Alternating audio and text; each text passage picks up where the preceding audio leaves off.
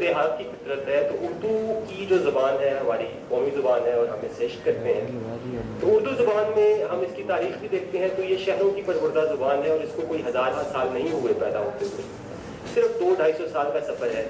تو پہلا سوال تو یہ پیدا ہوتا ہے کہ کیا اردو میں لوک ادب کا جواز یا اردو میں لوک ادب کی گنجائش یا اردو میں لوگ ایسی اصناف یا ایسی شکلیں ہیں ہمارے پاس جن کو ہم لوک ادب کا درجہ دے سکیں۔ یہ ایک الگ بات ہے کہ اردو نے علاقائی زبانوں سے، مقامی زبانوں کے ادبیات سے جو مضامین ہیں، جو فضائیں ہیں، وہ لے کے ترجمے کی شکل میں جو اپنے اندر شامل کی اور تخلیق میں بھی وہ درائیں، تو وہ لوک ادبیات کا اثر اردو زبان میں تخلیق کی چیزوں پہ موجود ہے۔ بہت سارے سوالات ہیں۔ جی، اکادمی ادبیات پاکستان کا شکریہ کہ اس نے موقع دیا مجھے یہاں پہ گفتگو کرنے کا۔ بات چلی ہے لوک ادب اور وہ بچوں کا لوک ادب، تو اس کی اگر ہم تاریخ سے بات کرنا شروع کریں تو کچھ یوں ہے کہ جو لوک ادب ہے دنیا بھر میں، اس کے حوالے سے ایک بڑی بنیادی بات جو سمجھنے کی ہے وہ یہ، ایک تو یہ عوامی ہوتا ہے، دوسرا اپنے ماحول کے مطابق ہوتا ہے، یعنی عوامی ہونا اور اپنے ماحول کے مطابق ہونا، یہ اس کی بنیادی خصوصیت ہوتی ہے۔ اس کے آئینے میں جو چہرہ نظر آتا ہے وہ اس کی جلد پھرت، اس کا اٹھنا بیٹھنا، اس کے جذبات کا اظہار، اس کی خوشی غمی، جتنے بھی مظاہر اس شخصیت سے، اس چہرے سے، اس وجود سے پھوٹتے ہیں، وہ شہر سارا تلاوت میں مصروف ہے، پھر بھی موسم کے تیور بدلتے نہیں۔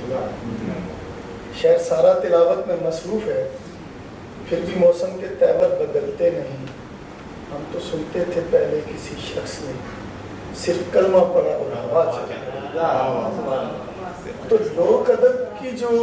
ہوا چل رہی ہے میرے خیال میں وہ بھی یہی ہے کہ پہلے جب کسی شخص نے 2-4-6 لوگ اکٹھے ہوئے ہوں گے تو ان کا دل بہلانے کے لیے، ان کو محسوس کرنے کے لیے یا ان کا ٹائم پاس کرنے کے لیے کوئی قصہ، کوئی واقعہ، کوئی لطیفہ سنایا ہوگا، اور لوک ادب کی یا لوک کہانی کی ابتدا ہوئی۔ اور اسی طرح کسی ماں نے جب پہلی دفعہ، اور وہ ماں کہیں کی ہو سکتی ہے،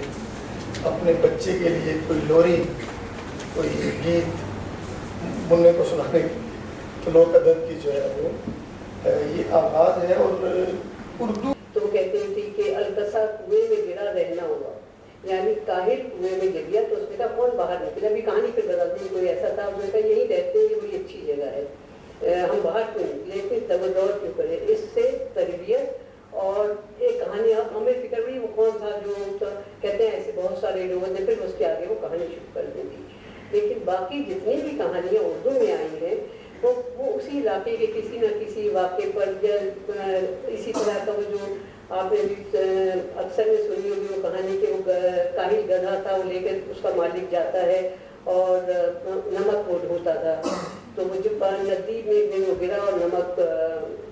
ندی میں پگھل گیا یا گھل گیا تو وزن کم ہو گیا۔ اس نے کہا بڑی اچھی ترکیب ہے، 2 دفعہ تو ایسا چلا، تیسری دفعہ مالک نے اس پہ روئی میں بھر دی۔ میم نے بھی اشارہ کیا، میم افسر نے بھی اشارہ کیا، جیسے ابھی وہ نمک والی کہانی تھی یا چڑیا چڑے والی کہانی تھی،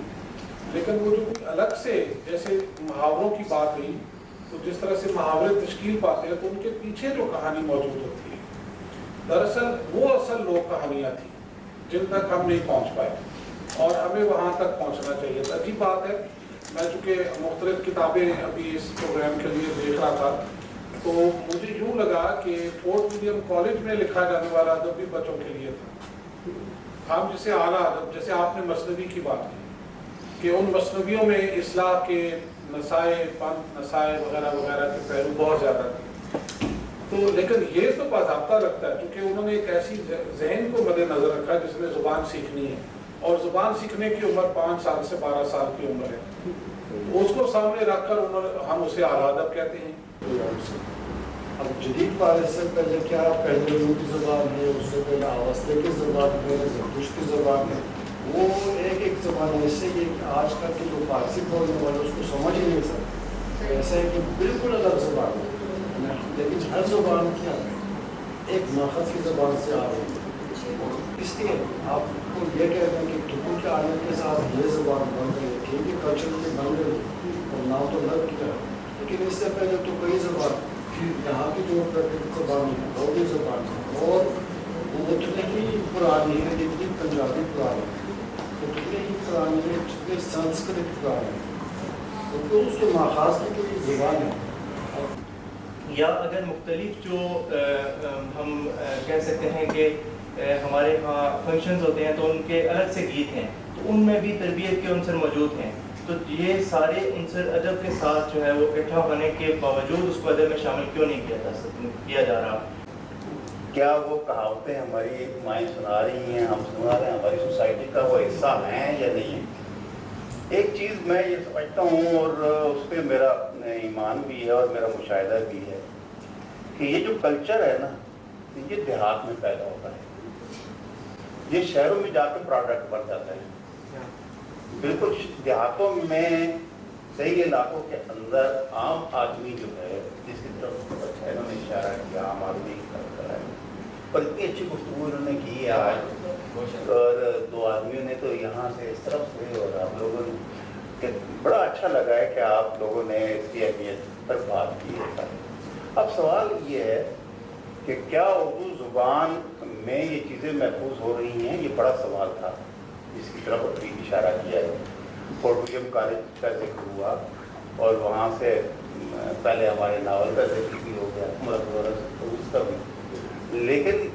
यानी उस वक्त से एहसास तो था कि ये होना चाहिए, बच्चों के लिए कुछ ना कुछ हो, लेकिन उसके बाद आप देखें कहाँ है, यानी आपको ज़बरदस्ती अदीबों को भी उन्हें भी मुतवज्जो करना पड़ता है कि भाई बच्चों के लिए लिखो, और नहीं लिख रहे होते। माएँ जो है लोरियाँ नहीं सुना रही हैं आजकल, ये बात ये यकीन कीजिए कि लोरियाँ नहीं सुना रही हैं। अच्छा, ये बड़े मज़े की बात, ये यूट्यूब पे आप चले जाइए या उस पर, तो अब आप देखें बच्चे क्या देख रहे हैं। बच्चे जो कहानियाँ वहाँ पे देख रहे हैं, जो कार्टून देख रहे हैं, या जो नज़में सुन रहे हैं, वो अंग्रेजी ज़ुबान क्या, उर्दू तो आपकी फिर वहाँ से पिछाड़ी, यानी हम निकाले गए तो हमने अपनी जो ज़ुबान थी, इलाकाई ज़ुबानें,